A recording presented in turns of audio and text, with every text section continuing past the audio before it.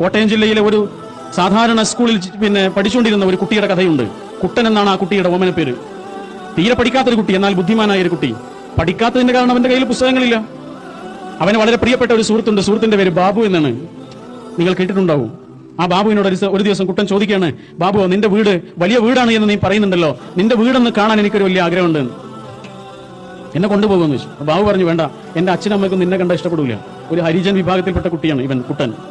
അച്ഛനമ്മ ഇല്ലാത്തൊരു ദിവസം നിന്നെ കൊണ്ടുപോകാന്ന് പറഞ്ഞു. അച്ഛനമ്മ ഇല്ലാത്തൊരു ദിവസം കുട്ടനെയും കൊണ്ട് ബാബു വീട് കാണാൻ പോയി.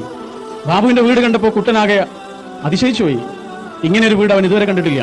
പക്ഷെ ആ വീടിന്റെ കാഴ്ചകളോ വീട്ടിലെ കൗതുകങ്ങളോ ആയിരുന്നില്ല ആ കുട്ടന്റെ മനസ്സിൽ ഉടക്കി നിന്നത്. മറിച്ച് ആ വീടിന്റെ മുറ്റത്തുള്ള ഒരു പട്ടിക്കൂട്ടിൽ ഉറങ്ങുന്ന പട്ടിക്കുഞ്ഞിന്റെ മുന്നിൽ വെച്ചിരിക്കുന്ന ഭക്ഷണമാണ് അവന്റെ മനസ്സിനെ അതിശയിപ്പിച്ചത്. അവന്റെ വീട്ടിൽ ഓണത്തിന് പോലും അങ്ങനെ ഒരു ഭക്ഷണം കണ്ടിട്ടില്ല. അത്ര നല്ല ഭക്ഷണമാണ് ബാബുവിന്റെ വീട്ടിലെ പട്ടിക്കുഞ്ഞ് പോലും കഴിക്കുന്നത്. രണ്ട് കുട്ടികൾ സ്കൂളിലേക്ക് മടങ്ങിച്ചെന്നു. അന്ന് ഇൻസ്പെക്ഷന് വേണ്ടിയിട്ട് അധ്യാപിക വന്നിട്ടുണ്ട്. ആ അധ്യാപിക ഓരോ കുട്ടിയോടും ചോദിക്കാണ്, മോനെ, നിനക്ക് ജീവിതത്തിൽ എന്താകണമെന്നാണ് ആഗ്രഹം? ഓരോ കുട്ടിയും ഡോക്ടർ ആവണം, എഞ്ചിനീയർ ആവണം, മാഷാവണം, ടീച്ചറാവണം. കുട്ടനോട് ചോദിച്ചപ്പോൾ കുട്ടൻ പറഞ്ഞു, എനിക്ക് ബാബുവിന്റെ വീട്ടില് പട്ടിക്കുട്ടിയാവണം എന്നാണ് പറഞ്ഞു. ടീച്ചർക്ക് വല്ലാത്തൊരു വിഷമം ഇത് കേട്ടപ്പോൾ. ടീച്ചർ ആ കാരണങ്ങളൊക്കെ അന്വേഷിച്ചു. ഇവനെ പഠിക്കണമെന്ന് മോഹൻ പക്ഷേ അവന് കഴിയുന്നില്ല, പുസ്തകങ്ങളില്ലെന്ന് പറഞ്ഞു. ടീച്ചർ പുസ്തകം വാങ്ങി കൊടുത്തു. അവൻ പഠിക്കാൻ തുടങ്ങി. എല്ലാ സപ്പോർട്ടും ഈ ടീച്ചർ കൊടുക്കുന്നു. അവൻ 8ാം ക്ലാസ്സിൽ നിന്ന് അത്യാവശ്യം നല്ല മാർക്കോട് കൂടി ജയിച്ചു. 9ൽ നിന്ന് ജയിച്ചു, 10ൽ നിന്ന് റാങ്കോട് കൂടി ജയിച്ചു. എറണാകുളം മഹാരാജാസ് കോളേജിലാണ് അവൻ ഉപരിപഠനത്തിന് ചേർന്നത്. പിന്നെ ഡൽഹി യൂണിവേഴ്സിറ്റിയിൽ അവന് ഉപരിപഠനത്തിന് ചേർന്നു. ഒരു ഗ്രാൻഡോട് കൂടി ലണ്ടനിൽ പഠിക്കാൻ പോയി.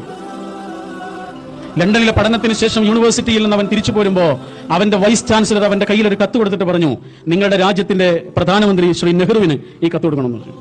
അവൻ ഡൽഹിയിൽ വന്ന് അപ്പോയിന്റ്മെന്റ് എടുത്തിട്ട് നെഹ്റുവിന്റെ അടുത്ത് എന്നിട്ട് ഈ കത്ത് കൊടുത്തു. നെഹ്റു ഈ കത്ത് വായിച്ചിട്ട് ഇവനൊന്ന് നോക്കി.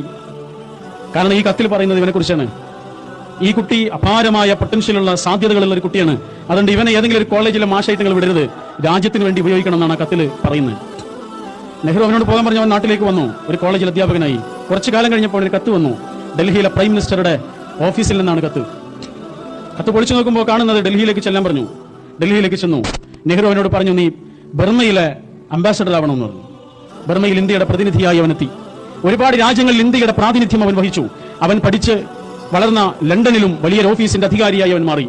ഒരുപാട് കാലം കഴിഞ്ഞപ്പോൾ നെഹ്റു പറഞ്ഞു, ഇനി മതി, തിരിച്ചു വരണം. അങ്ങനെ അവൻ തിരിച്ചു വന്നു. പിന്നീട് കോൺഗ്രസിന്റെ ടിക്കറ്റിൽ അവൻ മത്സരിച്ച് MP ആയി, മന്ത്രിയായി, സഹമന്ത്രിയായി, പിന്നെ മന്ത്രിയായി. ഒരുപാട് പടവുകൾ ചവിട്ടിക്കേറി. കുറെ കാലം കഴിഞ്ഞപ്പോൾ ഇന്ത്യയിൽ ഇറങ്ങിയ പത്രങ്ങളിലെല്ലാം ഈ പഴയ കുട്ടന്റെ വലിയ ഫോട്ടോയുണ്ട്. ആ ഫോട്ടോയുടെ അടിയിലുണ്ട്, KR നാരായണൻ, ഇന്ത്യയുടെ രാഷ്ട്രപതി, പ്രസിഡന്റ് ഓഫ് ഇന്ത്യ.